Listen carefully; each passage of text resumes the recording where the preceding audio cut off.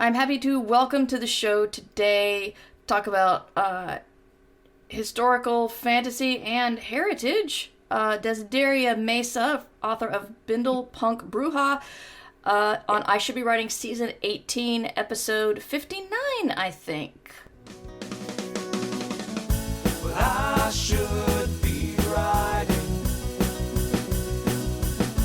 I should be working on my craft.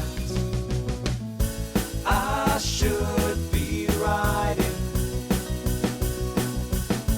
I should be submitting my next draft. But I'm sitting home watching Doctor Who. Welcome to I Should Be Writing. This is a podcast for wannabe fiction writers where I try to get you to not quit. I'm your host, Mer Lafferty. I've been doing this show since 2004. I've been a traditionally published writer since 2014. And my new book, Station Eternity, comes out in 4 days. Very exciting. But welcome to the show, Desi. I'm so glad to have you. Thank you. So excited to be here. It's so fun. Yeah, I'm so glad.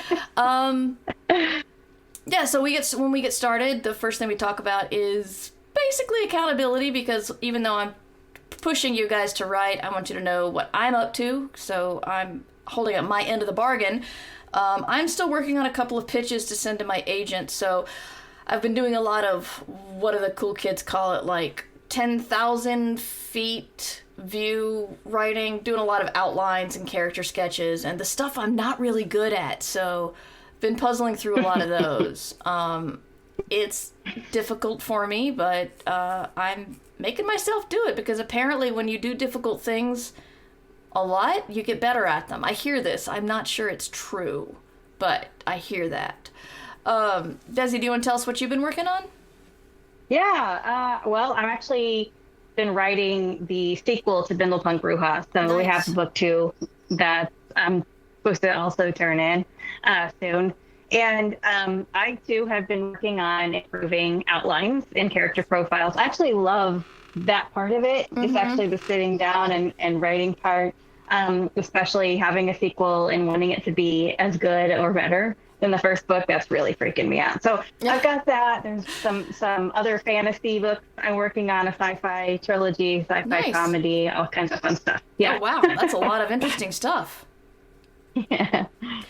It's hard to stick to one thing. Sorry? It's hard to stick to just one thing. Yeah, it really is. Definitely. Let's see. We got, so it's time for good news. I think we already had a good news early on. Oh, Jasmine says, my good news is I asked my library to order your new books, and I got an email that they did 5 of them. Woo! And I've pre-ordered the signed one. Thank you, Jasmine. Yay. Aww.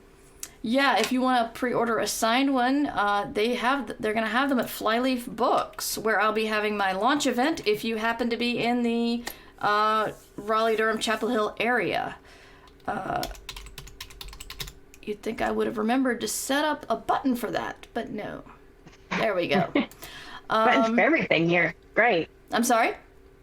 There's buttons for everything here. It's There fantastic. really is. Yeah, but I have to program some of the buttons, though, unfortunately.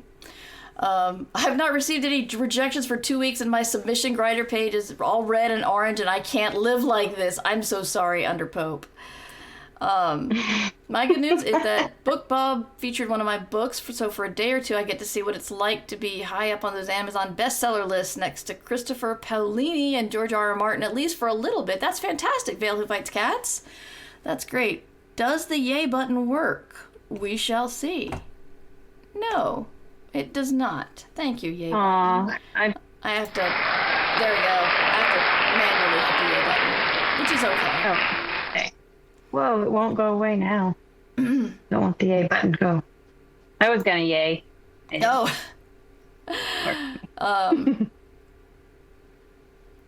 Yeah, so do I have any good news? I don't think I have any, except for, the book coming out, and we've got Station Eternity Live coming up on Saturday, which is terrifying me, but I'm very excited about it. We're going to be doing, I wrote a good part of the first part of the book, to in audio drama form, and we're going to be performing it live on Twitch Saturday night at 7 p.m. Eastern Time, right here. Very excited, kind of scared. I've got streamers Joey T. Badger and Urban Bohemian are going to be a big part of it. And more people who act with Joey on Little League, the actual play horror stream. And got, a couple of voiceover actors, a couple of old voices that you will have heard on my podcast if you were an old-time viewer. So that's what's going on with me. No new news, but things are getting exciting. So yeah, one more moment for anybody who wants to share good news. Did I ask if you had good news or not, Desi? I'm going to ask if you have good news. If you don't, that's fine. Well, yeah, we just got on, I'm forgetting what it's called. Booklist. So nice. Booklist has done a starred review of the audio version, which has Frankie Corzo, who narrated Mexican Gothic. And so it's really exciting for us both to kind of have that honor to have a starred review from Booklist that just recently came out. That was amazing. That's great. Okay, well, we can get started. Before we get started, I want to remind you guys that I do have I've made some ad decisions, so people can, in theory, come in and immediately join the stream, but there will be an ad around the 30-minute mark. We're at 16 minutes now.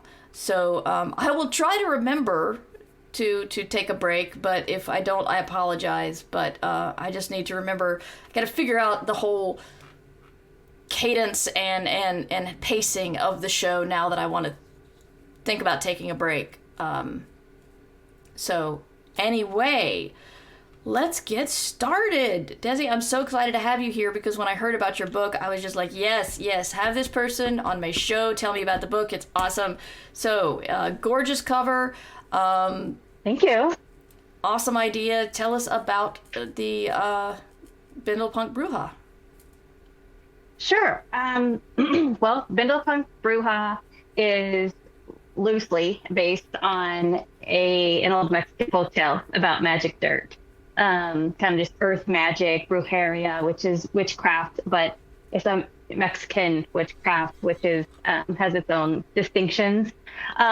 It's historical, which I love to write as well. So it's 1925. So you have bootlegging, you've got magic, you've got witches, and my main character is a white passing Mexican daughter of immigrants who are living out of boxcars, which a lot of Mexican immigrants lived in Kansas City down by the river because it was difficult to find housing that would take them. So she's white passing. She's trying to pass as that she's not connected to this family or brujeria, but also not wanting to lose her identity or her family at the same time. And runs into a lot of things that are going on. The mob, the KKK, and just using her magic to try to get out of real sticky situations. So there's a lot of interesting stuff that goes on. And there's whiskey. And there's whiskey! Yeah, I fell in love with the idea of speakeasies. I just think they're so subversive and interesting. I don't really like the tie-ins to the mob, so that one's not so good, but just the whole subversive bar in the back kind of thing is just always interested me.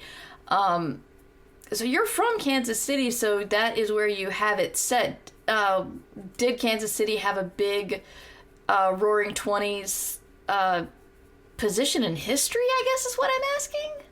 It really did, and that's kind of what I found out in my research. So, I mean, originally I was tracking my family's journey from Mexico, and it led up to Kansas City, and I'm like, well, if I'm going to write this story, I want to find an interesting city. But as I continued to research, and it really started with the Mexican boxcar communities, it started there, and researching the 20s, Kansas City was making headlines in other newspapers at the time for being a city that just openly ignored Prohibition. There were open bars, The whole city? open brothels. The whole city. I mean, we had corrupt mayors, we had corrupt city councilmen. They were paying off cops, and it was just. And so Al Capone would travel between Chicago and here, running this huge syndicate of this bootlegging business that everybody, is obviously familiar with. But he hung out and partied here all the time. Big jazz city too. Oh yeah, yeah. That's fascinating. So, you have you have the history, you have your own heritage sewn into it, closely. What was it like writing all of the bad parts? I'm pretty much a 100% escapist writer, and I'm always amazed at the strength of people who can write about, address a lot of the racism and sexism that's either historical or happening now in their fiction. Really, well, first of all, when I started writing, I wasn't trying to send a message at all. I just happened to run into things that were so very familiar and, eerily so, being 100 years ago. The narrative in the newspapers and from women and from LGBTQ and from, minorities, just the narrative was so much the same that it shocked me. And the parallels that it draws, those aren't made up a lot. I've heard, some comments about it being, very progressive or woke or whatever, but this is the stuff that they were saying. I mean, it's just historically accurate. And, sorry if it sounds familiar to today, but we're still having these issues.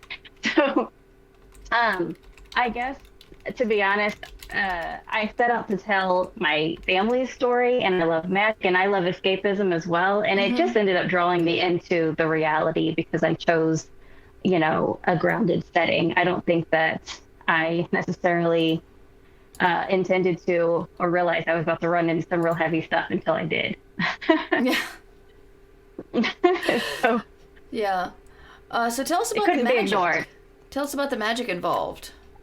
Yeah, well, the magic is really a lot of research into brujeria, which is like a Mexican style witchcraft, which is going to be more of like an earth magic, more elemental, and spells and a lot of healing. There's a lot of healing, and then you've got curses, and then, revoking of curses, and, all kinds of stuff like that. So, we're using elements from the earth, in potions and spells and all that kind of stuff, speaking to the fates and, the spirits around us and that kind of thing. So it's a lot of fun. Awesome. We did have someone in chat saying he's working on, I think it was Underpope maybe, working on historical fantasy. So if you or anybody else has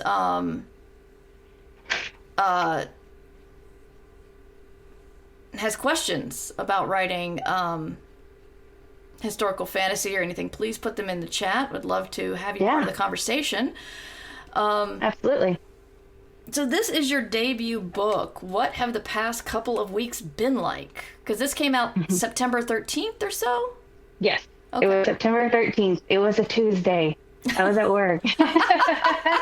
On my lunch break, I got to check what was going on, and it's been absolutely fantastic. Like a dream, absolute dream to walk into a Barnes and Noble, as I'm sure you have, or into any bookstore, and my book's sitting there on the shelf, and I'm just sitting here staring at it, and my kids are like, "Mom, it's your book." I'm like, "Don't touch it." Don't touch it. It's there.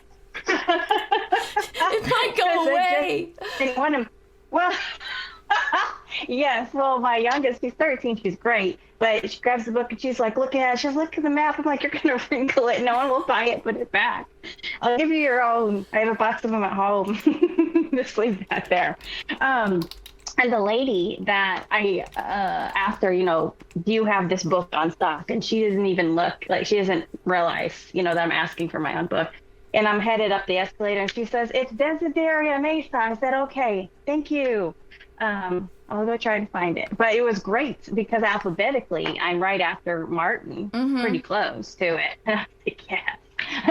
It was really great. Nice. I don't remember what the original question was, but it was, it's been a great 2 weeks. We had great publication reviews. First of all, from readers in Goodreads, but publications, Kansas City Star newspaper, Audible, Booklist, Indie Next, Library Reads, Writer's Digest, Nice. just lots of great tour.com. Yeah, really cool stuff that we've gotten in BuzzFeed, a couple of BuzzFeed lists too. So I want to keep it going. It's like I'm on a high every time it happens. I'm like, yes, okay. So yes. It's harder to get than drugs, but it's better for you. it really is. My theory. Yeah. Anyway. Yes. Preemie says, what were your favorite resources while researching this book? I should say, Preemie also is working on a historical fantasy for the 60s plan. So, what were your favorite resources? Ooh, the 60s. That should be a lot of fun. Resources actually started like about 6 years ago when I did a research paper for college. So I used a college library and, really learned how to research, that way. And just articles. Go back to the articles that were written at the time. You're going to get an idea of the language that was used, of the way people viewed each other, and the social views. It's shocking sometimes. Like, did you just put that in the newspaper? Yes, they did. And didn't get called out because, they didn't consider racist comments wrong or sexist or whatever. So you're going to find a lot of that stuff, of course, in the 60s too. So look at old publications, watch old videos, movies, whatever you can, you're going to get great ideas from that, as well as whatever you can, you're going to get researching history through history books and articles of that kind too. Very cool. I'm trying to edit something on Twitch on the fly because that's totally professional. So Washington Post. How did you keep the fantastical elements from overwhelming the historical elements? That's a great question, Underpope, because I was wondering how you mix those up as well. And I'll add on how you. Never mind. I'll have a follow-up question, but answer his first. Sure. And just a little shout out to, we were in the Washington Post as well. Thank you for that shout out. So fantastical elements, I actually had the opposite problem. So when I was working with my publisher, it was overly historical and they wanted it to be more fantastical. So I remember the head editor at Harper Voyager sending in within the notes, he said, we want more sex, we want more violence, we want more magic. And I said, okay, no problem. Oh my God. Like, this is like walking through 1925, but we want more of this other. We really want more magic. So what's in the book is quite a bit I added too. And I'm an overwriter. So if you're going to ask me to add, I'm going to add it. Like, I can't wait to add it. Because when it's your debut, you got to cut. You got to stay within these specific word counts and be very careful. And so I did. And I held back. But I was so happy once they got a hold of it. And they figured where I was going. They're like, yeah, okay, let's add to it. So honestly, I don't know how to answer that because I had the opposite problem. It's to add more fantastical elements. So maybe Myrrh might have something a little more helpful. Well, I don't do historical stuff. I'm always afraid of getting something wrong in the sense of I'm gonna misuse a word or a word that wasn't used back then. Or you have to I worry about that kind of thing use. Way too much. Yeah, absolutely. You have to research every word. I think you could almost reframe the question like, how do you keep fantastical elements, still grounded and believable in the story? I think that's how you keep them from overwhelming historical elements is just making sure that everything that you're kind of filling plot holes and that it's believable. Just make it believable. You can be out in outer space and make it believable. Oh, you know? So what I wanted to add in a similar vein to Underpope's question was, how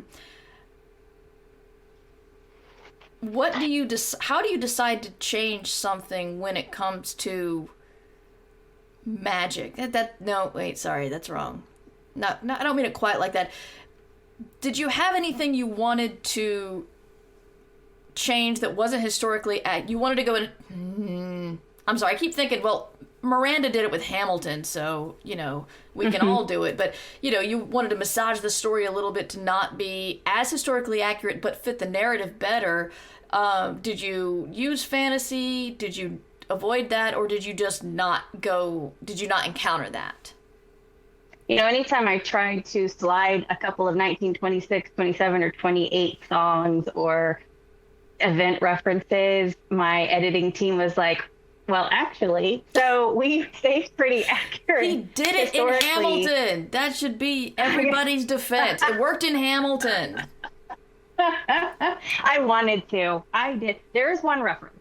And I can't remember the mobster's name. Don't tell Harper. But there is one reference. And it's a mobster that was actually in the 30s that ended up going crazy and talking in first person.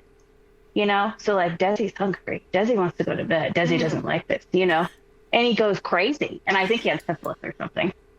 And so, not to give anything away, but I did use the same nods to that in the story. So there, it's from the 30s. Right. But no, I tried to stay very historically accurate. That was something that was important to me, just to make it as real as possible. And then throw that magic in there and let it go. Excellent. Well, you are also a poet. Do you do any, I've seen some of your poetry on Twitter and on your website. Do you get any published, or do you go mostly for self-pub for your direct fans? Both. So I do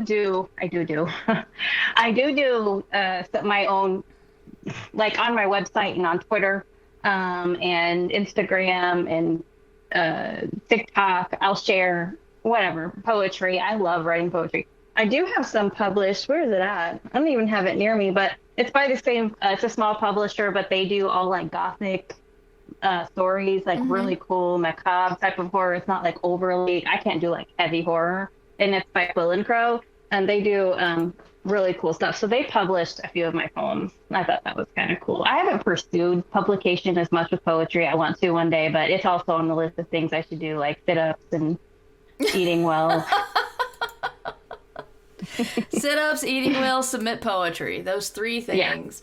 Yeah, pretty much. Yeah, there's a lot of poetry, a lot more poetry markets these days. I was just aware of it when I was looking at the Ignite Awards that FIA put out, and they have a best poem award. And do they really? Yeah, they do. And these are poems that even the titles were so intriguing. I wanted to go look them all up. And I didn't realize that much poetry was happening in science fiction, especially, by just, I don't know, fans of speculative stuff. Sorry, I lost my train of thought. Yeah, no, that's awesome. So Bindle Punk Bruja is the fourth book that I've written. I have a sci-fi trilogy that I queried for a long time, and I will get back to it. But it has poetry in it. Bindle Punk Bruja has poetry in it. Nice. I didn't set out to do that. It just ends up in all of my work. So I hope people are cool with that, because it's there.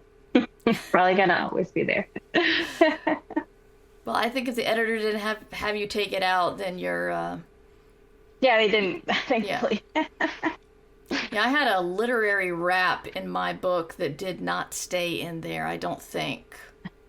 Pretty sure it did not make the final draft, so I'm kind of sad about that. But I've never been a poet, so I'm not too sad, but I was pretty amused at some of the turns of phrase I got to get people to rhyme something with John Milton stuff and Areopagitica and stuff, but not a good poet here. Jasmine wants to know, do you use beta readers / editors before you send it to the publisher? I do. Absolutely, I do. I had a good team that I used consistently, friends that I used consistently, people who would be honest with me. Mm-hmm. And then, I let it go. Of course, this book went through my agent first. So she was the first professional eyes on it and really helped me a lot. And now I've kind of learned what the publisher is looking for with this story in particular, but I will continue to use beta readers. Mm-hmm. Absolutely. The editors know. Yeah. How did you decide to stop trying to sell the trilogy and move onto this book? Because I was running out of people to query, and I just knew because the feedback from the agents actually is what convinced me. They were like, "Desi, you're a debut author. This is a giant trilogy. The first book was, still 130,000 words. I couldn't get it under 130." And they said, I had agents that said, if you can get it down to 110, send it to us. And I couldn't at that time. I might go back through and look, but I just couldn't. This big world building sci-fi. And so I said, okay, I've got to figure out another way to get into this business, to be a writer. I want to do this. And so I put it on the shelf. It is not dead. It's still there. It's calling to me all the time. So I decided to move on to another project because my goal first was to get my work published. Mm-hmm. So that wasn't the way I was going to be able to do my debut. I'll still get it published, but I needed to find something that was going to work for my debut. Yeah. I want to go back to something you just said, and we're going to pivot a little bit to talking about advice to beginning writers. You said you made a specification that you still use beta readers but not editors, and I think sometimes people don't know the difference between an editor or beta reader or workshop buddy, or what can you tell us a little bit more about that? Editors are typically people that you pay to look at content editing, for example, or they'll do line editing or, different things like that. I didn't use those. One, at the time, I did not have the budget. And two, I felt like, I kind of had a handle on some of that. And three, some of my friends were, pretty good at helping me catch that. I just didn't have the funds at the time to have editors, combing through it. But I did use beta readers, and I go to workshops, and I did all kinds of things like that, going to workshops and learning and submitting my work and getting feedback all the time. I did pay even for agents to give feedback, because some of them have services to do that. It's totally up to you if you do that route, but it really did help me to figure out what a dynamic opener is. I'm still trying to figure it out, but it was helpful.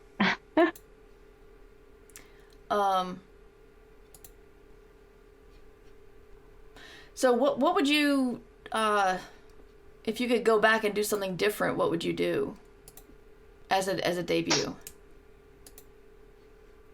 I suppose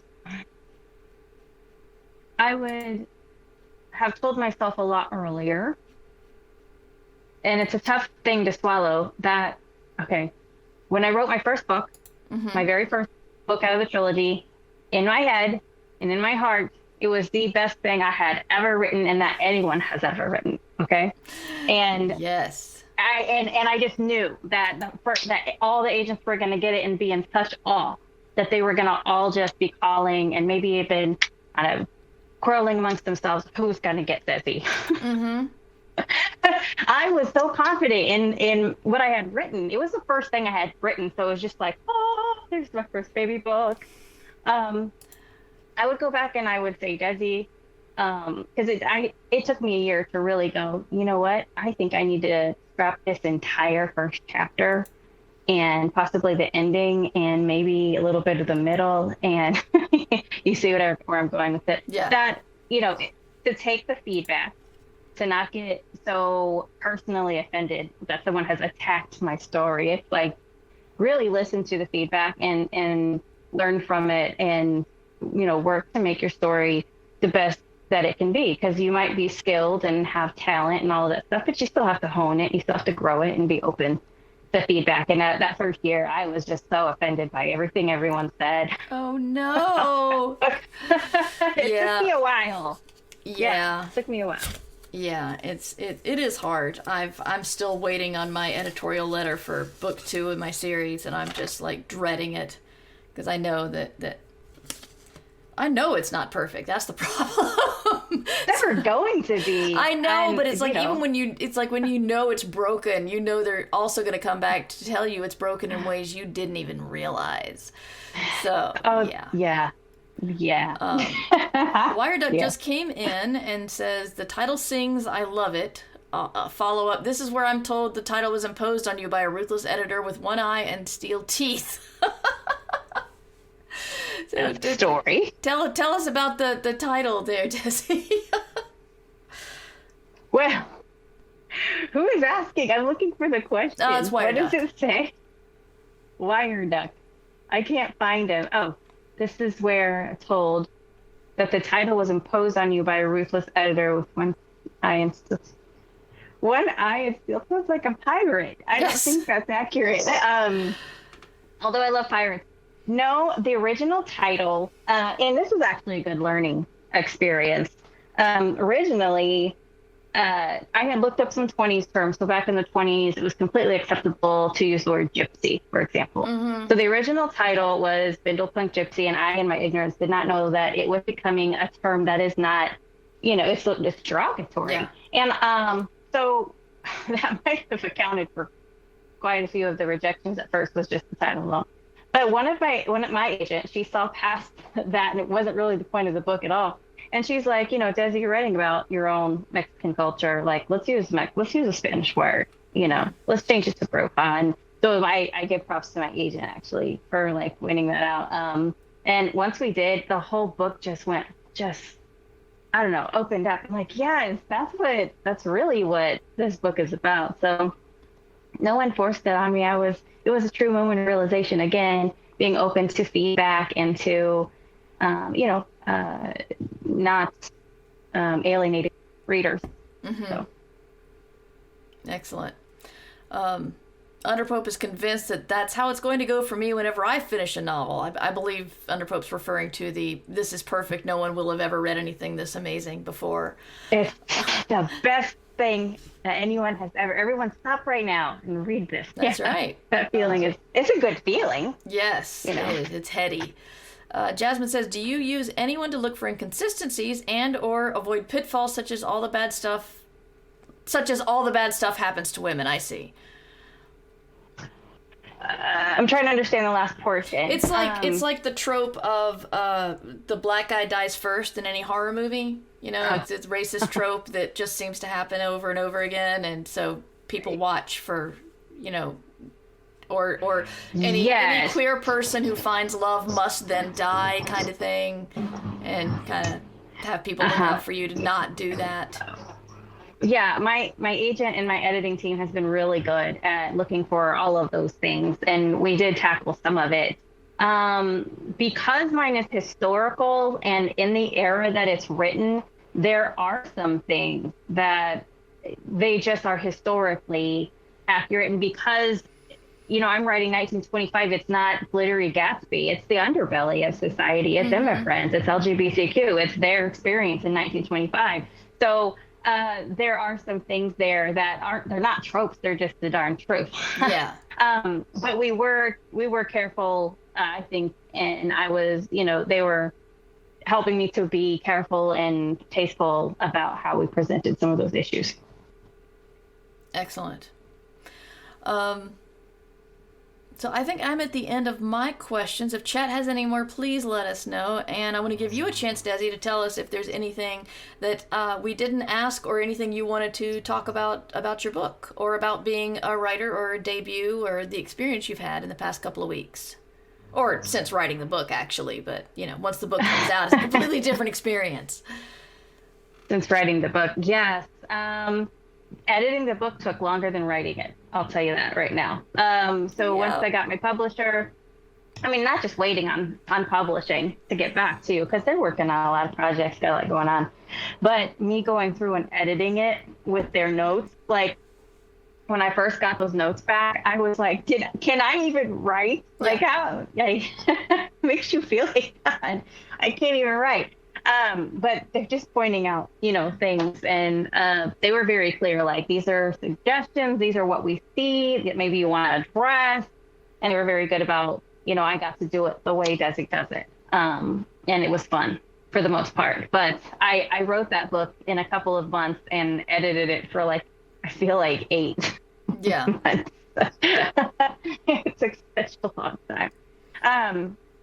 But it was fun up until the line editing phase. That's grueling. I hated that. I hated that. They're like these hanging, what do they call them? Dangling modifiers. Mm-hmm. Like, okay, so I'm not schooled. I dropped out of high school twice. I went to one semester of college, and everything else I learned by researching myself and trial and error. And so some of the things that came back in editing were interesting to me. I was learning some of those things. Dangling modifiers is one of them. God, I hate grammar and punctuation and all that. The more. Yeah, I did okay with that. It was just more of like, just some of those things that. Sentence structure? I guess maybe. Yeah. So there's like, I don't know. I'd have to find an example. I just kept laughing when I'd find it eventually. Like arms doing things arms really can't do. And I didn't realize that's how I presented it. Yeah. So like, wow, that is a strange arm. So I had to learn that. Oh, come on, guys can get away with saying that women's breasts do all sorts of things. So they absolutely do.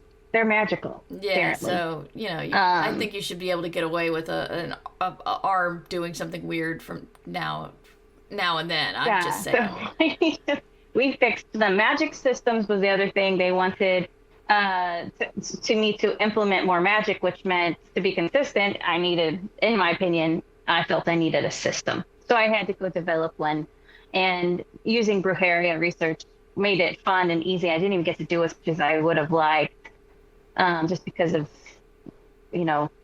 time and word count. But magic systems are fun. World building, it's all just so much fun.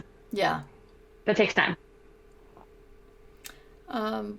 Well, it does not look like chat has any more questions, and I believe I am out.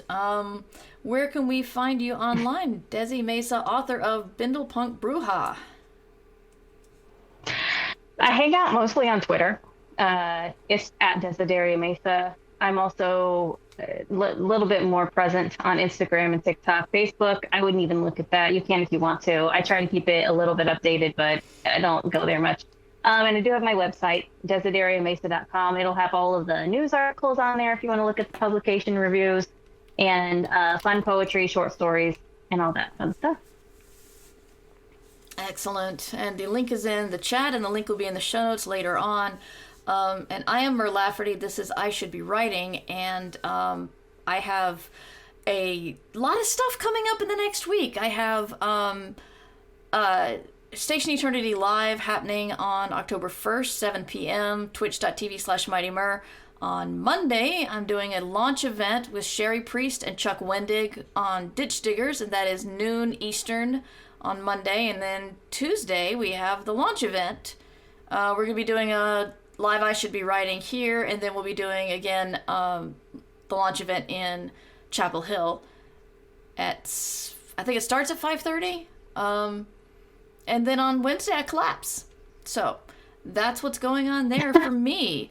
Thank you, Desi. Thank you, chat. And thank you guys listening later. Thank you. And you definitely should be writing. I Should Be Writing is available to you under a Creative Commons Attribution Non-Commercial No Derivatives license. Theme music by John Anelio. Art by Numbers Ninja. Production by Summer Brooks, and hosting by Libsyn. Find all of this information and more at merverse.com. And remember, we can't do this without you. Thanks for your support. Well, I should be writing. I should be working on my craft. I should be writing. I should be submitting my next draft, but I'm sitting home watching Doctor Who. Yeah, I'm sitting home watching Doctor Who.